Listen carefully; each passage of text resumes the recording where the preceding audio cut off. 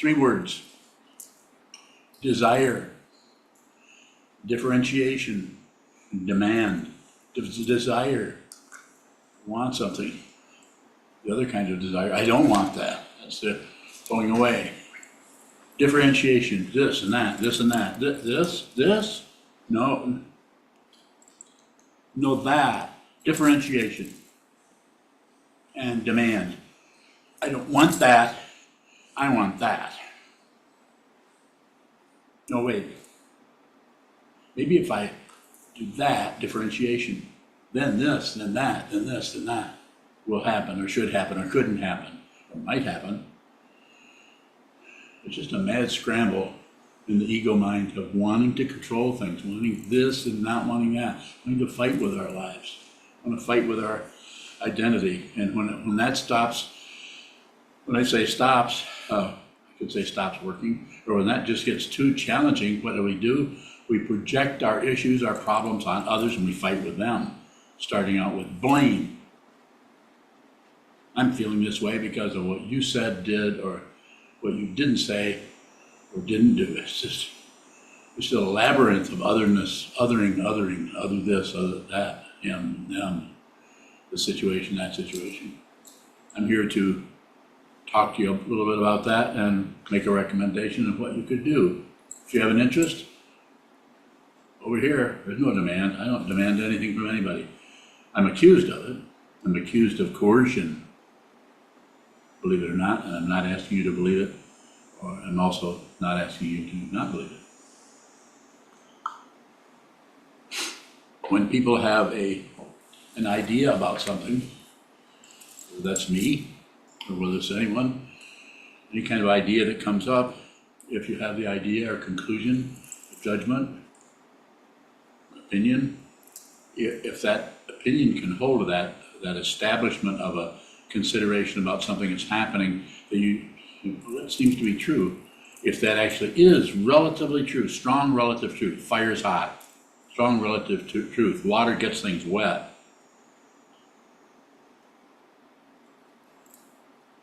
you're not going to have to back that up with much evidence. But if your consideration around right and wrong, should be and should be, is or isn't, existence, non-existence, or anything that's arising in the consciousness, if you have to continue to grasp onto evidence to prove that, and that means that that is some kind of a myth functioning in your mind stream that is there because you're trying to protect something. Something needs to be true so you feel more safe. What feels safe? Simple word, everybody knows this: ego. You're protecting something that isn't even real. Ego is not real. It is a fabrication where our consciousness has freaked out, identified with a body mind, thinking this is real and thinking this is threatened, and you have to take some kind of a stand against that or for this. It can be very painful. First noble truth of the Buddha: life is suffering. And as I've said it in this way probably several dozen times, if not hundreds. He didn't say part-time. Suffering all the time. If you feel, think, conclude, or feel otherwise, it's not always suffering. This is the very nature of confusion, to think there's more than one thing. There's just nerve endings in all the sense fields, including the mind. And when they're abraded, uncomfortable, painful, devastating. When they're stroked or seduced, then not so bad. Feels pretty good. Same nerve ending. Consciousness, consciousness, consciousness. If you are addicted to grasping some things and rejecting other things, you're going to go in circles, and you will be able to avoid a lot of the suffering that comes up in your life by feeling like you've gotten rid of it.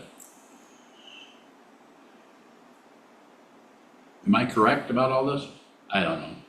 If this helps you, make some sense to you, then you're welcome. Go ahead and use it.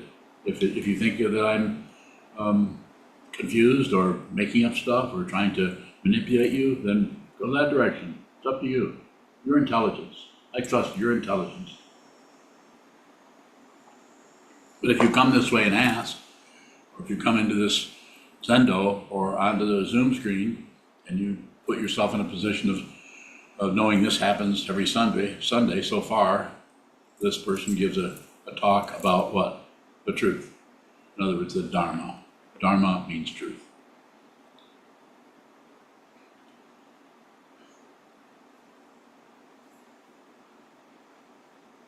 Desire. Differentiation. What's causing that? What can I do about it? All of the differentiation, all the applications you can come up with in your mind stream, your thought patterns about what is being differentiated, why and how, and all of the stories, all the evidence. If you gather evidence in the relative situation, you're going to get proof. It will prove things. Doesn't mean that it's ultimately true. It's relatively true. You may need that. You may need that. There's some areas where situationally you absolutely have to operate out of relative situations. There's a stop sign, stop. There's a window and a doorway, look out the window, walk through the doorway. Don't do the opposite. If you do the opposite, well, I don't need to tell you what's going to happen there. But we do that when we talk about a very simple fire, earth, air, water, very simple elements of relative truth. Usually we don't have to sit around and say, we all agree fire's hot. Oh, goes without saying.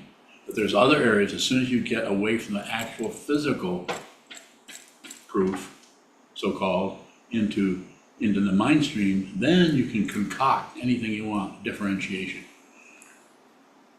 For the desire for something to go away, for the desire to have more of something, for it to stay, or for the desire to just, who cares about that? Why don't spend any time with that? It's useless. And then the demand. Once you find something there that you want, find something that you don't want, then you demand ego. You demand that it's go away, or you demand that there's more of it. You have to have it. Intense. Sometimes this shows up as a conventional word that we often hear is addiction. Once that rotation starts, it's, I've got to have it. I've got to have that. I have to have it. I have to have it. And coming back around full circle, I would say, from this person's perspective here, the way you work with that is to be aware of it. And how you might not be able to just decide to be aware 3 or 4 times a day. Well, just be more aware of what you might need some actual training. A knife will not sharpen itself just by being used. I don't know, maybe you could use a knife and try to cut through a whetstone. I don't know if that would work. Would that sharpen the knife? No, I don't think so. Might break it. But you have to take the knife away from whatever it is you're dicing or cutting up or slicing over to something. Sharpen that blade. Simple metaphor. Only works so far, works a little bit, but it's a way of saying this is the kind of the justification for why you might want to sit still and just watch the mind come and go without accepting it, rejecting it, without cutting any onions. Don't do anything. I don't care how many show up. Don't. In other words, what am I saying? In the same words, what am I saying? Let's go back to other words. Same words, other words. In the same words, don't think. And how do you don't think? You can't just don't think. What you do is you watch the thinking. You observe the thinking, my friends, or my enemies, or my whatever the other name you want to go by. I'm not here to be your conventional friend. I mean, that may work. I'm not here to have conversations. We may 3 days later or 2 minutes later, after this is over, I'm happy to chat with you about anything. I can make so-called small talk as much as anybody and probably interrupt you 15 times. But this is a Dharma talk. I've just spent half a century looking at the nature of the mind, using this mind and other people that I've talked to since I was trained as a meditation instructor by Chogyam Trungpa Rinpoche in 1978. And I intend to help you as much as I can with your permission. I'm not here to convince you. I'm not here to get troops or to get members or to get students. That being said, it's very hard to stay up here and continue to do this if there's a lot of negativity coming this way from other areas, as there has been the last year or two. Difficult to stay here, but here I am. I've been asked by people who want me to continue to teach. Not a lot of them, but enough. Only takes one.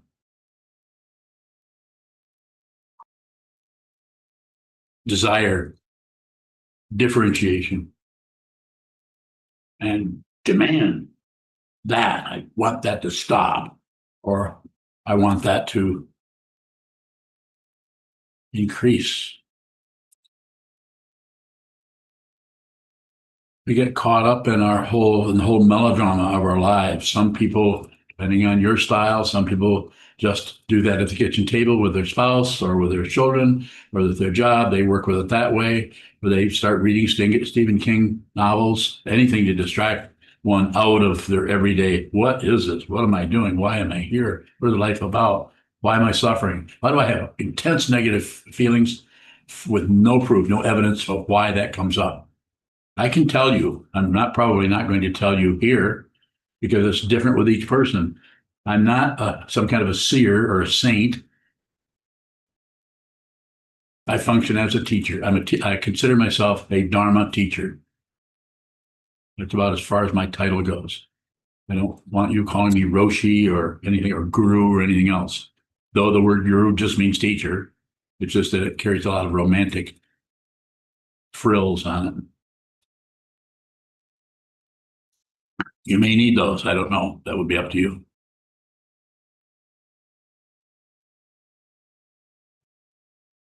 But one more time, desire. Passion, aggression, ignorance. Passion is desire. This is one of the three poisons. It's not something you get rid of or stop, become desireless, although Buddha's Dharma has been taught that way.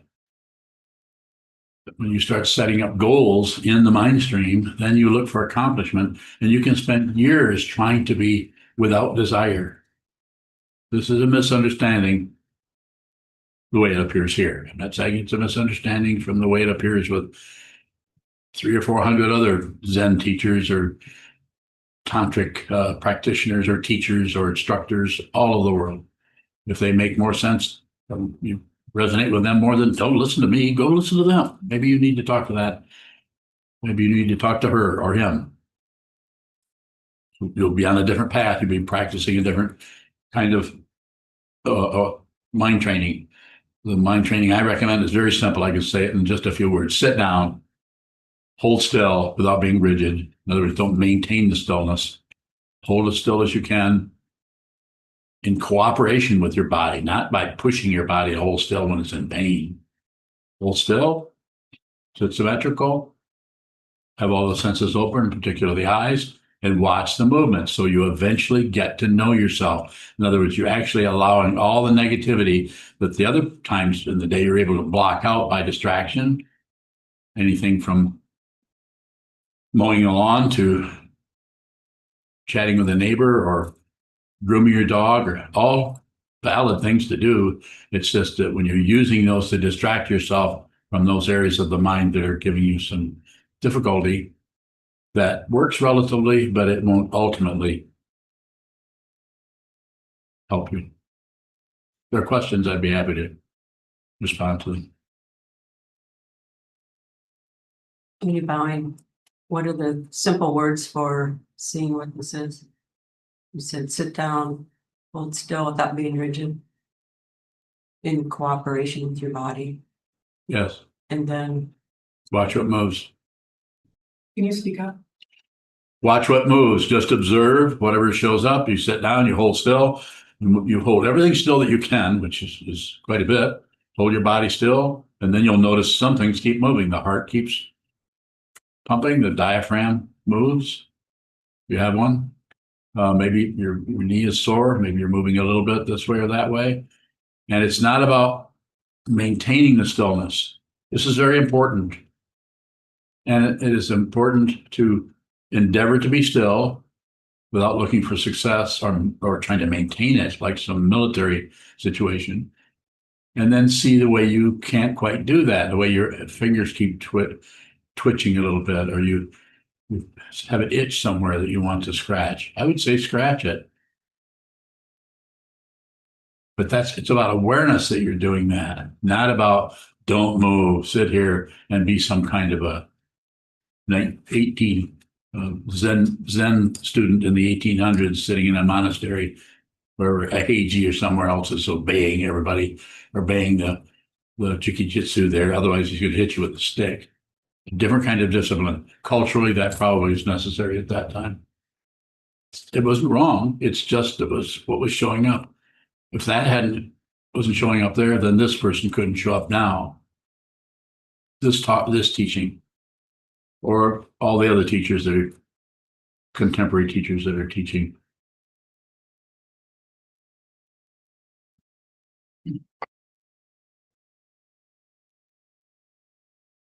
And divine, going to that word demand, Yes, is there a positive aspect to those three: desire, differentiation, and demand?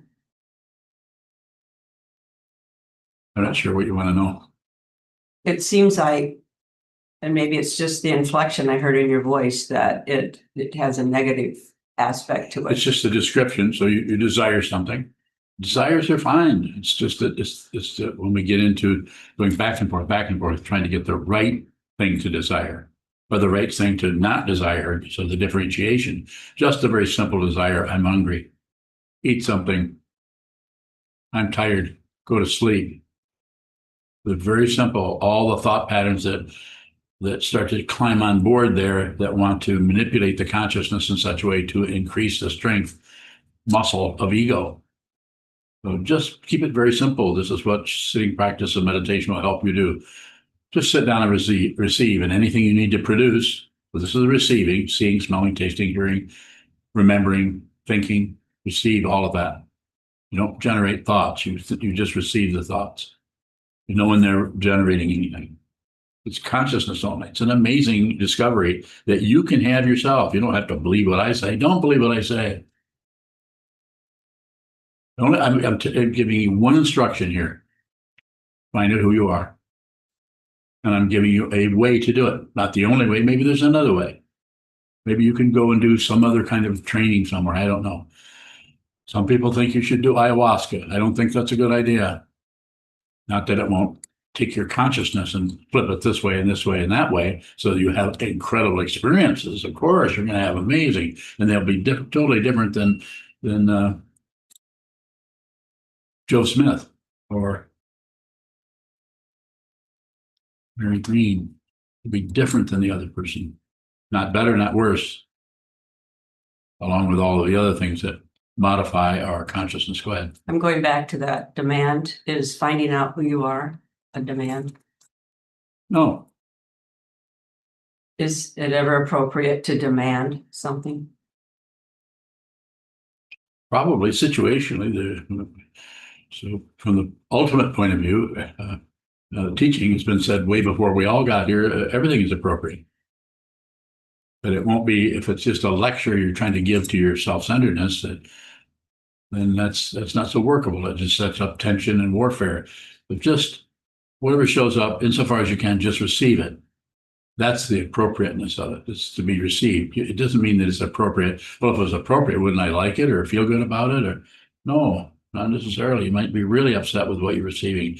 But if you're on this path, if you're on the spiritual path, as far as the spiritual path, as I understand it, is be with all things, receive everything that shows up. This doesn't mean you agree with something.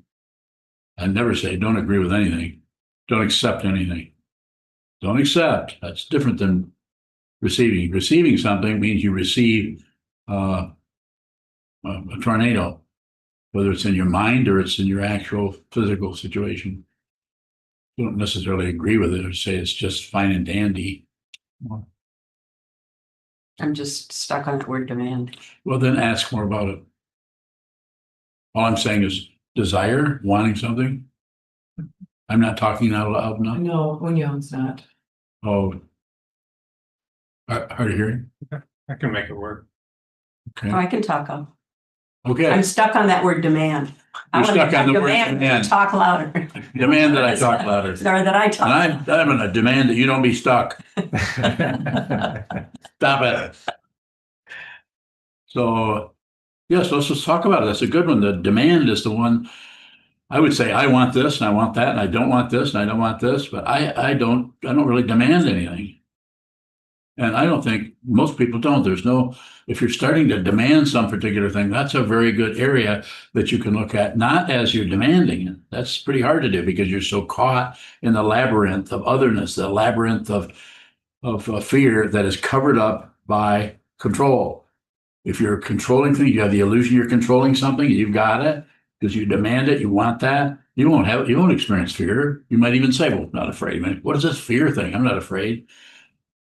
That's because the relative truth works up to a point. The very nature of the word having a point is a relative statement about something that really doesn't have a stationary location as a point.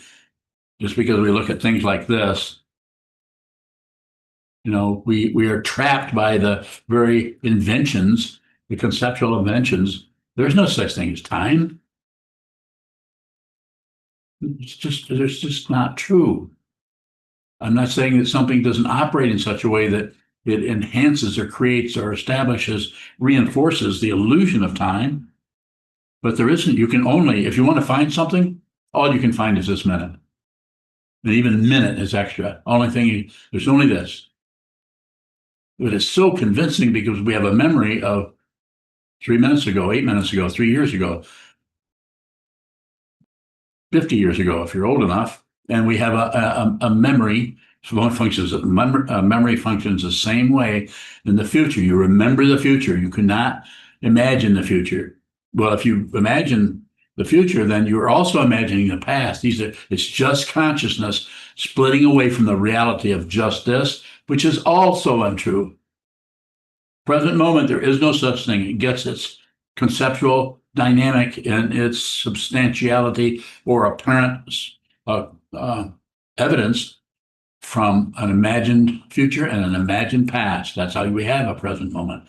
That's also untrue. It's just consciousness the same way, but you can enter into that, the illusion of time and space by starting maybe with time and look at that. And then you can begin to work on the space between human beings or the space between thoughts. Start there. Start with that spaciousness. You have a thought about buying some more ketchup when you go to the store. And then you have another thought about, wait a minute, I can just, Jim leaves his door open next door. I can just go over and steal a bottle of ketchup from him. No, don't do that. Don't steal. But you can borrow it from him.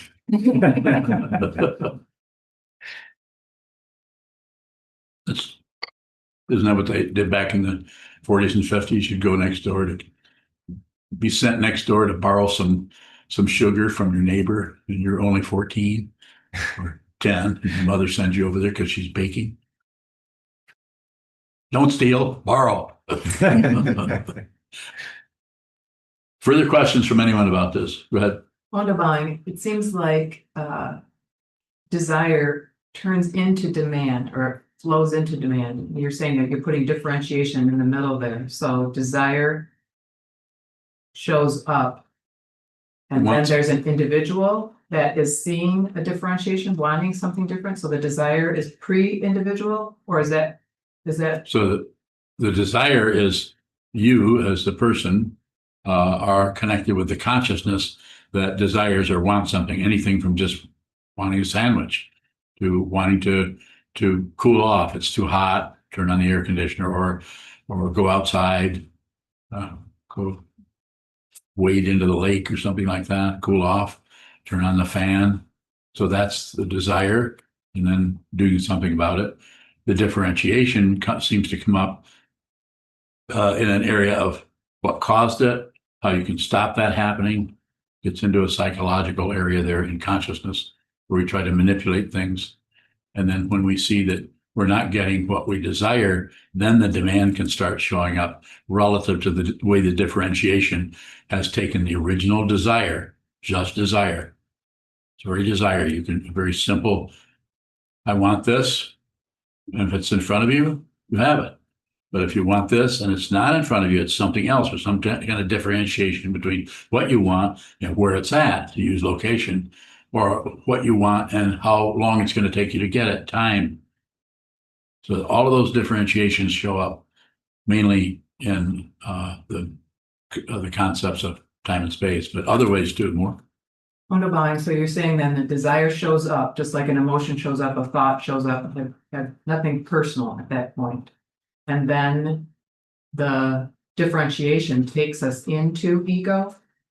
Or I don't know if it's going into, but there's something coming together. And there's a strong desire instead of just feeling that this is what sitting practice trains you to do. Just have the desire, get to know yourself, just sit and be, have the desire. Don't solve the problem. Don't get rid of the desire. Just be whatever shows up. And that way, if you can just do that, then that part of the consciousness that is tied into a knot in your heart won't come out and use that as a credential. Something's wrong, and then he, she, they need something to be done, and that shouldn't be happening. Somebody's doing something illegal, whatever it may be. Differentiation in so many different ways more. Underlying, so that what we're doing on the cushion then is just watching what moves. Just watching it. And it's the awareness then that sees the desire, sees the Yes. differentiation. Yes. But at that moment, we could actually see the ego. Yes. It's only about awareness. It's not about stopping the ego. It's not about stopping the desire. But people get caught up in thinking, well, you have to stop that desire. We have to stop anything from just simple desire, wanting this and not wanting that, those kinds of desire, to being addicted to where my heavy addiction in the past was smoking cigarettes. It's just terrible, terrible body addiction that just really hard to overcome that, because you could use your willpower up to a certain extent, but then the willpower runs out of steam. And eventually the body is saying, no, you need to smoke cigarette. You need to go get a cigarette. And then the intellect, or the ego part of the mind, is saying, I'll just have one. And I know that when 20 some years ago, or more than that, 30 some years ago, when I was endeavoring to stop smoking cigarettes, I would take the cigarettes. I had a pack, and I would put them in the trunk of my car and then park my car a block or two away from the house. Then I would go home.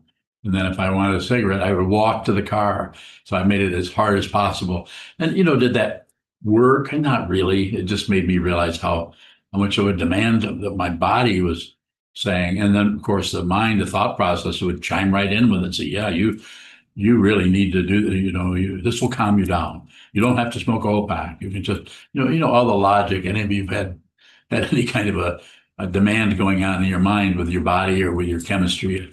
So it's just painful.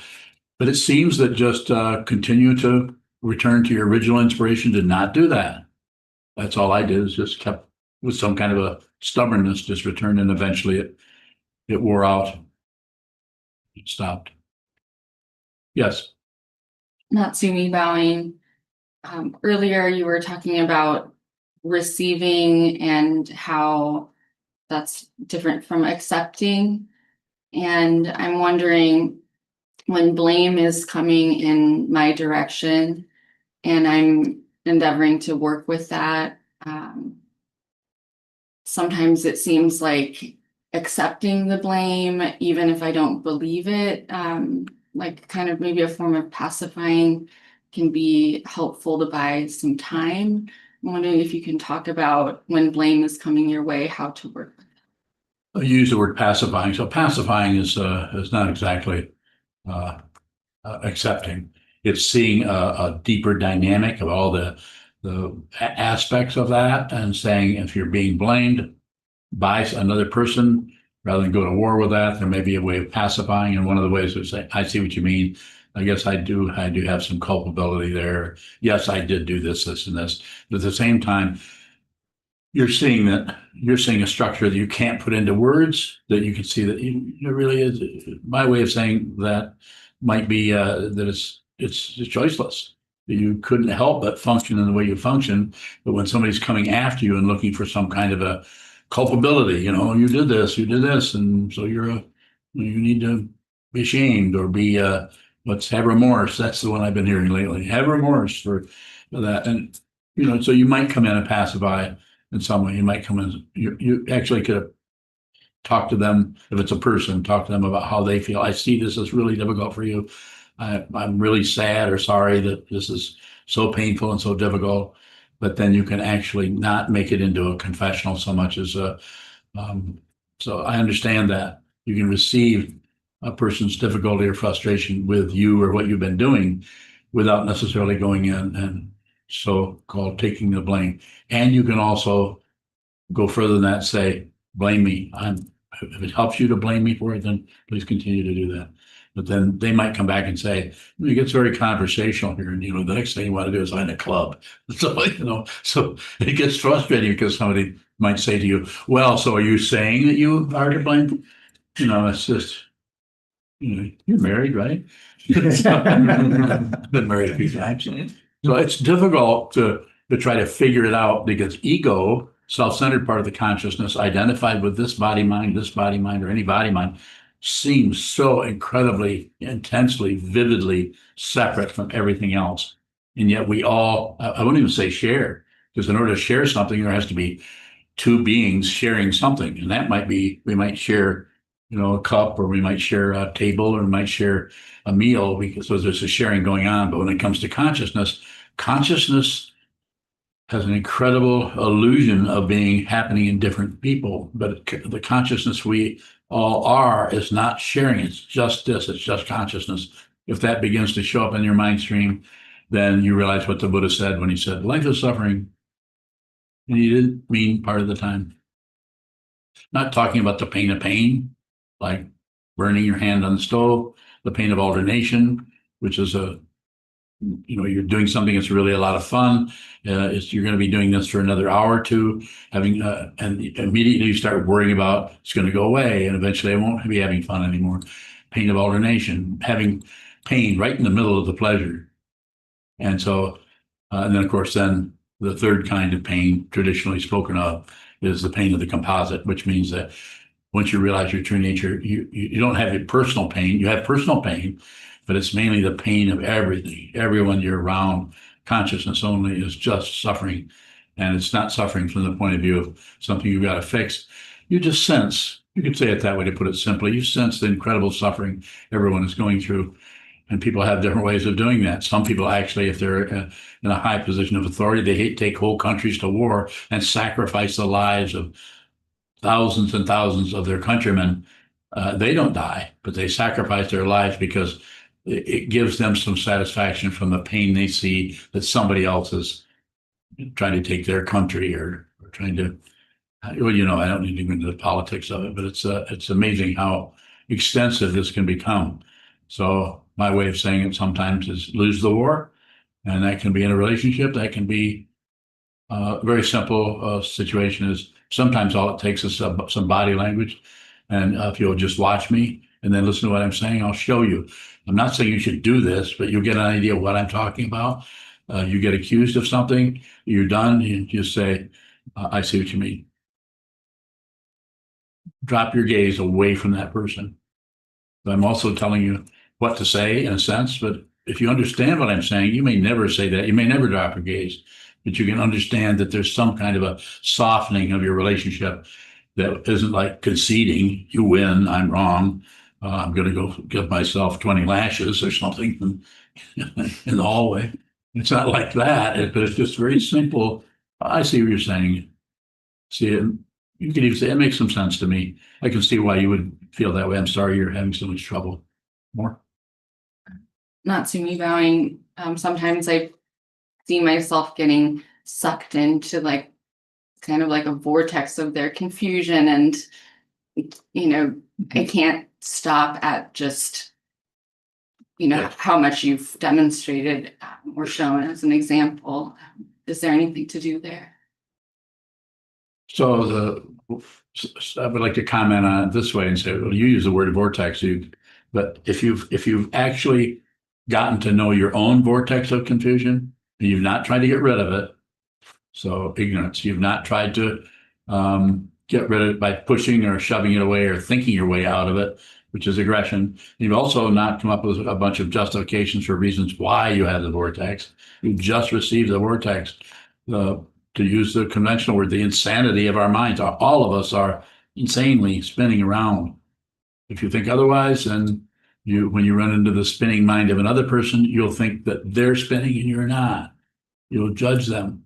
But if you realize you're spinning, then when you meet someone else is spinning, because of the consciousness that is not solving anything, not correcting anything, transcends the duality, transcends Advaita, actually sees Dvaita and sees that there is no duality. There aren't not two things anywhere.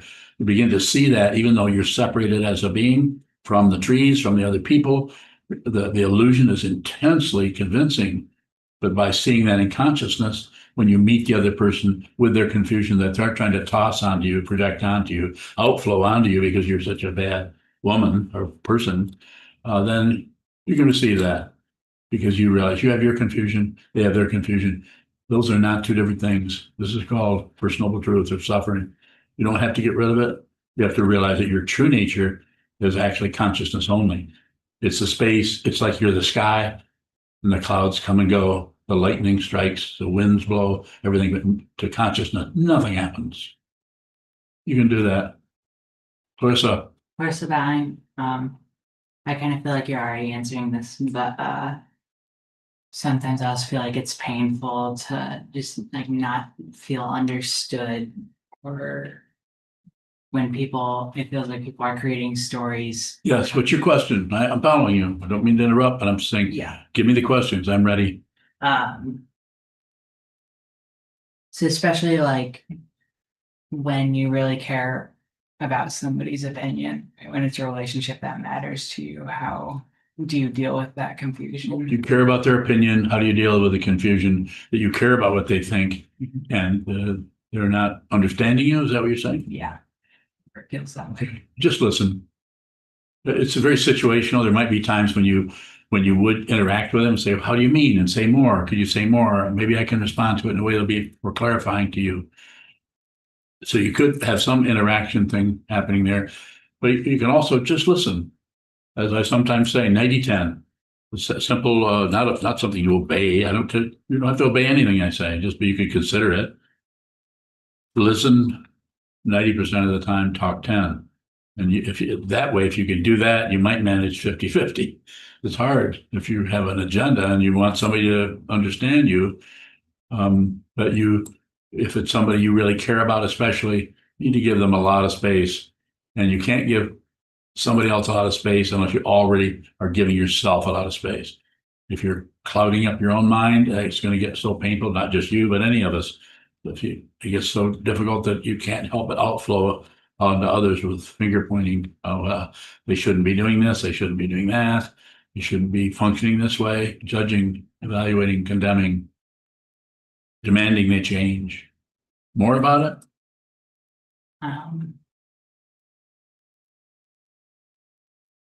I think So do I. Quite a bit. it's also it's more difficult when it's somebody that you interact with a lot, like maybe on a daily basis. Yes. And you want to find opportunities to Want to find out what? opportunities to Opportunity. push your Yes. viewpoint, but I Yes. guess I don't have another question, but yes, listening can be very difficult. Did you have another question? I don't know if I do. Okay, well, if you do, If I think of something, I'll let you know. okay, thank you. Are there questions in here? Yes. No question. You? Is there someone here?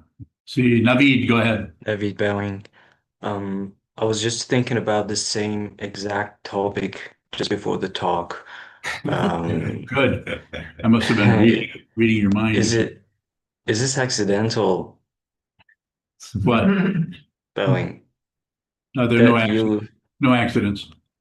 It's just consciousness only.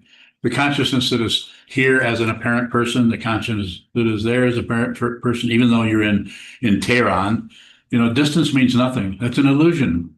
I mean, it's the part of the illusion that you could say kind of trapped by is the relativity of it. I'm in a building here thousands of miles away and you're in another building there. But the fundamental understanding is consciousness only. Just consciousness. Thoughts may come and go, but they don't belong to anyone. So yes, that kind of, you could call it, my teacher, when that would show up, he would refer to it as auspicious coincidence. It's auspicious because it's amazing and it's powerful and it's basically good. And it's a coincidence because it's simultaneous. But what this does is this interrupts, in a sense, our opinion or idea or conclusion that time is linear, or that space is somehow talked as the interval between apparent objects. You know, if this is this clock is an illusion and this hand is an illusion, then fundamentally there's no distance between anything. So I don't know if you had further questions about that, Naveed, but Navid bowing. And what usually makes me think about this topic is actually the challenge that I have with quitting smoking. Like you said, probably you know all the nuances. So I was wondering if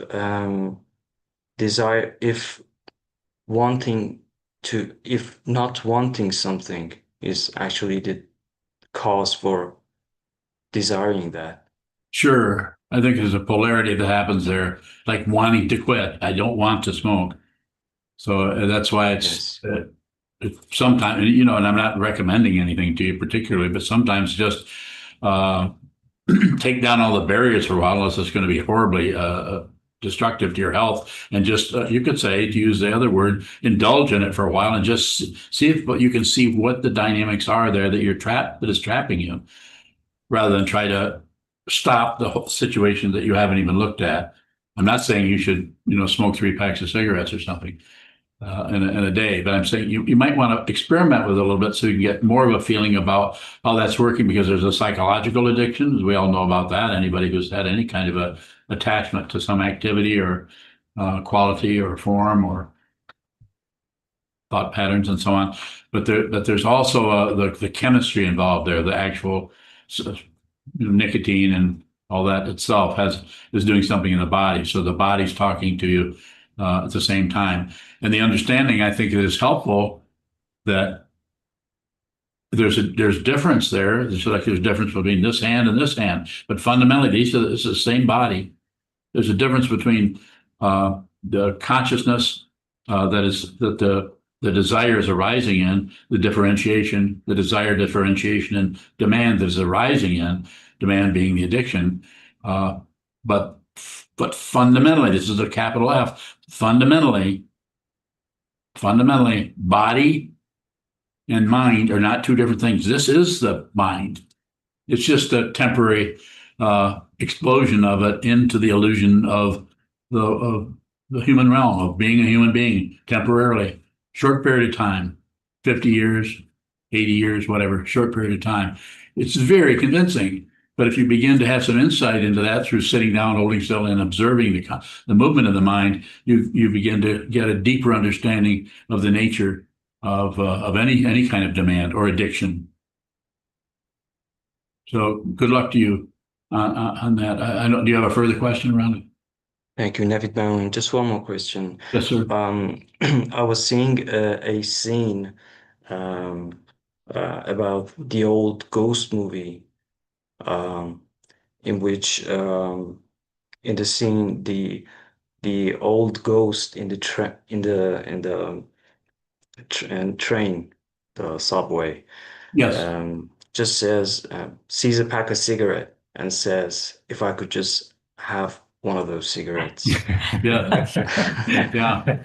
And I was thinking that, could it be just the reason why we come back to this life, this kind of desire that pulls I us think back that's into quite this life again? yeah, I think so. I think that is, and there are several. That's a very good movie. That's quite a. Those of you who haven't seen it, Ghost movie. It's quite a haunting movie. That dynamic there is. Jacob's Ladder is another one that's quite haunting. If you ever get a chance, if you want to see a movie that's it's kind of one you can rewatch, but also is not comfortable. Not comfortable to watch that movie. But the thing that makes it convincing, like the ghost movie, is there's something about that that we recognize. We see the movie, someone's generated it, somebody's written it, somebody's directed it, someone's acting in it, and all the other things that come together to provide us with any kind of a display of a play or a movie. Something is very convincing about the way that's done.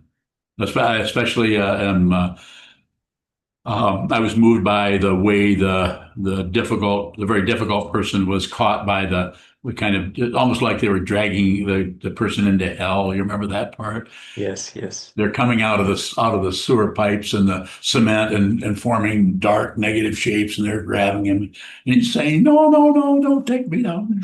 Well, I don't think he said that. That was me. That's why I wouldn't have been a very good actor.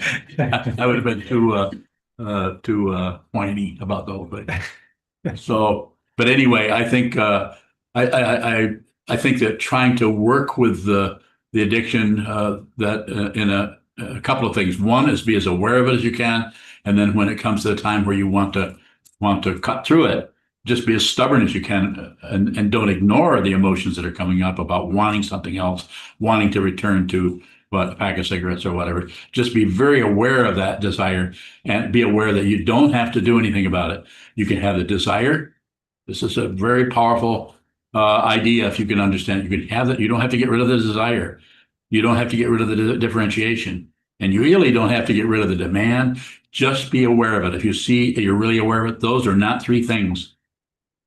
And when you see what they are, they come apart. That doesn't mean that there won't be some desire, but it'll function on a very simple level rather than that extremely powerful level of addiction of gotta have that and you can't think of anything else.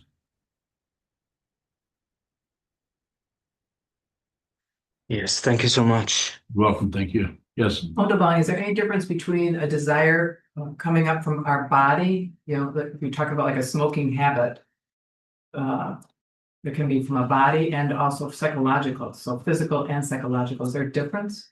I think there's all kinds of differences there. But fundamentally, it's just body-mind complex is just one situation.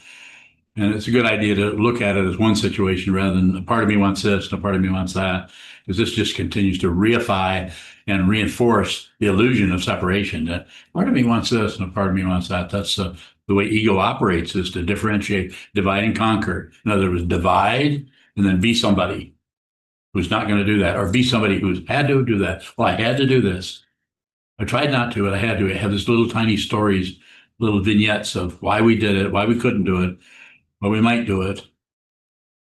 Well, Oldebon, I want to ask that again, because I see the desire coming out of the body, like the craving, yes. and then, you know, when does that craving become a demand? And is there, you're saying there's no value in splitting it up, because there could also be then a story after the body starts craving. I say situationally, there could be a value in it, but it would come up for you in that. So I would trust you or anyone here who's listening to this and working with this in their own mind and their own practice. I would trust you to understand that. That might take you right in to sit down and sit on the cushion and do mind training. It might take you for a walk. It might take you to a movie.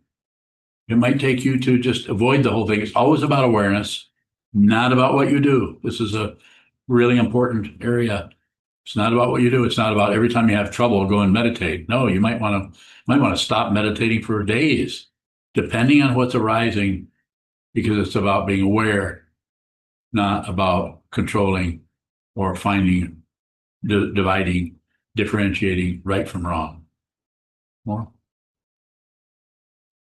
Oldebon, it seems like you're saying then to go with whatever shows up, not Receive it, not go with it, but whatever shows up, eat it. Whatever shows up, hear it. Whatever shows up, smell it, taste it, touch it, feel it, think it. Whatever shows up is just receive it. And the receiving part, that's why a sitting practice of meditation is so important. You have to do a lot of that, not a few hours a week. You have to do a lot more of that. That's the way it looks here, in order so you can train yourself to live this life and receive this life. You have all these nerve endings. The ears don't produce any sounds. The eyes don't produce any sights. These are receivers that bring you into the human realm which is kind of an odd thing to be for consciousness to be completely not separate from anything else and suddenly be a human. It's kind of a astonishing situation for consciousness to suddenly show up in an embryo. Quite confounding, especially when it's been coming to embryos over and over and over and over. Another lifetime, another lifetime, another lifetime. More? Yes. Yokabowing question from Martin in Latvia on YouTube. Is there desire to be fooled by illusion? Bowing. I don't know if it would be spelled out like that. Like, I really desire to be fooled by delusion. For a while I was just enjoying not being fooled. And then I thought, I'm really bored. I would like to be fooled by delusion. So I don't know. I'm not mocking or making fun of your question. I have a feeling there's a deeper, existential level to that. And I'm saying probably there's something in there. You're onto something a little bit, but I would be tentative about going much deeper in that area because that just ends up being very, very conceptual. The structure gets conceptual rather than actually emphasizes awareness. Go ahead, please. Yokabowing. The word was illusion. Perhaps I didn't enunciate very well. We'll say it again then. Is there desire to be fooled by illusion? Oh my gosh. Yeah, I understood the first time. Okay. Clarissa, That's fine. Going back to what I was talking about before, I'm thinking about a relationship in particular where it feels like I have to walk on eggshells a lot of the time because I perceive that the other person might be sensitive or might just. okay, so you're not talking very loud, so I'm going to repeat a little bit. You feel like you have to walk on eggshells because this other person is very sensitive and might be hurt by you or something you would do. Yeah, I feel like anything I say is going to be analyzed to death. And Is this a romantic relationship with? no, this is familial. Okay, it's familiar. My brother. Your brother, okay. And how do I stop worrying about offending people? Well, you can't stop worrying. Continue to worry. Not that you need my permission, but continue to worry about it. But try to. Is he older than you or younger? Younger. He's younger, and so try to ask him how he's doing. Have some curiosity. I think you probably already do. You love your brother, so you probably so. Very much so. Huh? Very much. Yeah, sure. So ask him. Find out what. When I say find out, and this is not manipulating. It's just to give you a little bit of a. Just to soften up the dynamic a little bit. It sounds like if you're going in there with, I got to be careful because of this or this or this. Start right out by saying, what is his name? Alex. Alex. So Alex, I mean, you have to be serious. You can't be an act. How's it going? How is it? How are things going with does he have a job? He's in school. Okay, I'm in school. How's it going in school? Or you have to be careful because it can sound real kind of condescending to do that. So you have to really have some interest in what he's doing. I remember you said something about this or this and this. You're talking to Alex about this and this. Is that cleared up any? You're still having difficulty with that? So take some interest rather than don't make it necessarily about you unless he brings up you. Then you could respond to that a little bit and then go right back into about him. Make it about him as much as possible. Okay. Can you follow? Is that ringing some bells a little bit? Yeah. Going back to just listening. Yeah, you just want to listen. And if you can get him to talk, then you can listen a lot. People want to be heard. And sometimes they don't really know. And he likes to talk. Does he? Yes. Well, you got it made then. All you have to do is listen to him. Yeah, and ask questions. And, and he sometimes if you listen to somebody a lot, then they get the impression that you really believe everything they're saying and that you're suddenly going to do it. And you can say, well, not really. I'm just curious about what you were saying. Taking interest in them. Simple. Sorry about the eggshell things. What that tells me or tells you even that's more about how you feel, not about how he feels. And if it's about how you feel, then it's just tiring and it will wear you out trying to look at the eggshells and try to figure out how to manipulate it so you don't hurt him. Can't help but hurt him. But you're not hurting him. You might be doing something that triggers the suffering that he's trying to hide out from, would be my way of saying it. But you can help him by giving him a chance to express himself. Does he make anything? Is he doing artwork or any music or? He's very passionate about, like, he works in like acoustics and speaker design and stuff, so, Well, let's talk about speakers. yeah. You can draw him in and I think, and this is your brother, so somebody you're going to have a relationship with the rest of your lives. So you can get into stuff that you might find that you're really interested in stuff that he's interested in and he likes, and because you care about him. And so keep it, the topics fairly light. May I ask his age? 22. Yeah. So good luck. Thank you. Is there another, Mahesh, you go ahead, please. Mahesh Bowing. So is there a difference between going against the desire, putting active effort to go against desire versus just engaging in the desire and observing it? Bowing. Okay, so is there a difference between observing the desire and going against the desire? Mahesh Bowing. So the difference between in both cases we observe, but then how much of I can put active effort to go against the desire while observing it versus I don't put an active effort going against desire, but just engage in the desire, but then observe it. Bowing. So the main thing there is to observe the desire without stopping it, without particularly indulging it, without shutting it out, without leaving it for why you're having the desire, without leaving it for who caused you to have this desire, without leaving it for who's stopping you from fulfilling the desire, all the stories around it. If you can, just stay with the feeling of the desire, maybe anywhere from food or from wanting someone to treat you differently or from someone to like you more or wanting to have a different job or wanting to be rid of a particular activity or addiction or something, maybe any number of things. And I'd say insofar as you can, it is about awareness, not so much what arises. So you need to start out with being aware of the desire and watch and see if the desire goes from just wanting something to demanding something, or just wanting something to demanding it in terms of passion. In other words, a group of ideas around why you really need to have that, and it should be yours, and you should get that, and this should be happening. So very much, as you've heard me say lots of times, Mahesh, sit as much as you can, so that the awareness,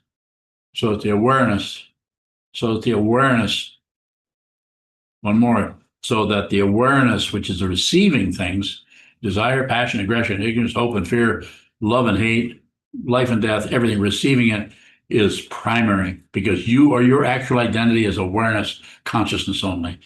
I want everyone here to realize that who they are is consciousness, not a battery of ideas or groups of things about this or about that. That's the illusion. Realize it. It's right here. It's right here. You don't need to join me. You don't need to do anything. You don't need to be a Buddhist. You don't need to do anything.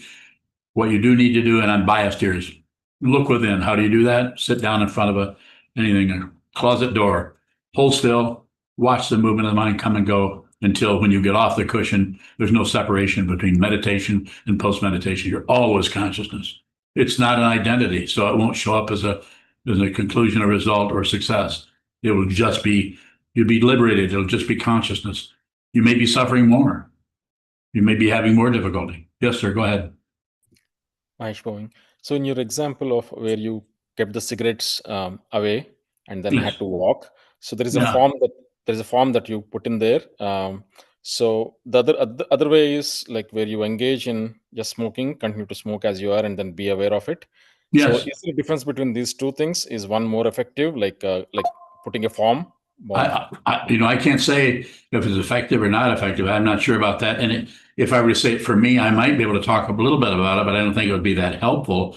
All I can say is for you, yes, that could show different ways. You might find that the distancing, physical distancing, is helpful for you to get away from the habituation.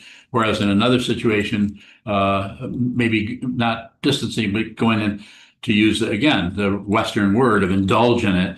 And it's not actually indulgent. If you're a strong meditator and you're going in an area that you're having difficulty with what we commonly refer to as a habit, and you're deliberately experimenting, you could say, with how that has a hold of you, how it's controlling you, how it's got you. That you might need to look, like I say, you heard me say before, don't try to don't let go of anything, but observe, awareness, see the way in which all the fingers of the mind that are wrapped around what it is you're hanging onto, including the chemistry that creates the situation we refer to as addiction.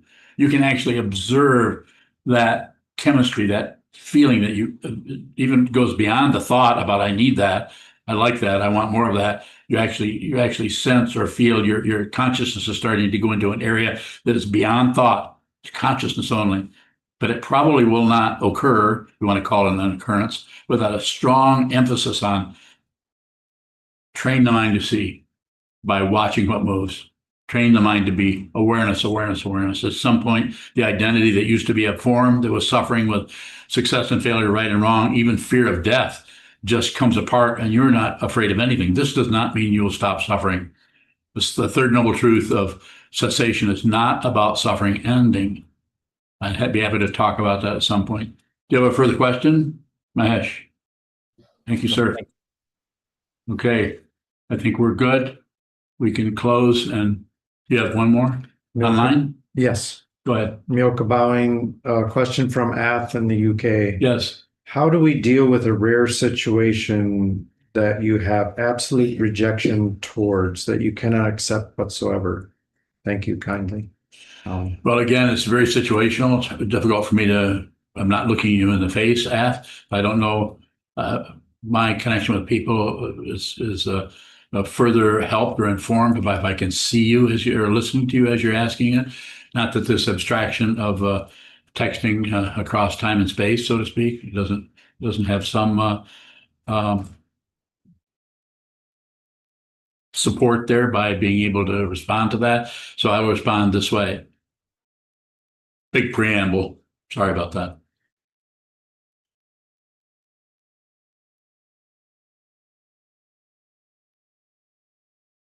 So I don't know what it is you're talking about, but I would say receive as much as you can.